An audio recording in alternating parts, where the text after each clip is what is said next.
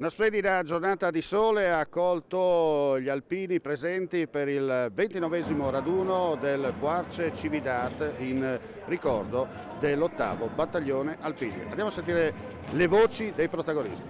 Roba de lusso. Roba de lusso. Gli alpini non hanno paura. Ogni anno noi veniamo su qua a Cividale. Bene. Siamo nel Pordenonese e ogni anno ci troviamo qua.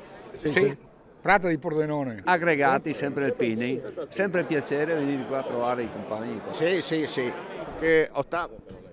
No, truppe carni a Cadora, il quarto. Bello veramente, sì, tutto a posto, grazie.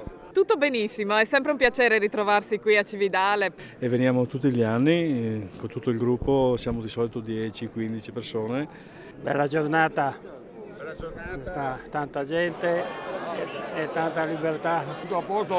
Bene, da dove arriviamo qua? Da Vittorio Veneto, Benissimo. Allora, da Vittorio Veneto con furore. con furore. Ecco il nostro capo qua. Il capo cosa dice? È una vita che veniamo già qua. Poi c'è fiesta, le fred. Tutto a posto per ora, grazie. Sì, ottima giornata, rinfrescante, si è rinfrescata un po' nella mattina, però adesso è tutta una soddisfazione, insomma. Caldi, abbiamo bevuto un brulè giù in piazza, ci scalda, ci scalda, in attesa appunto della partenza, È tutto bene, anzi finché ci ritroviamo va benissimo. No, più me restava. Noi arriviamo da Vittorio Veneto, anzi Cordignano. E viva gli alpini! Ecco, immagino che lei non viene dal Friuli. E vengo anch'io da Vittorio Veneto, Cordignano.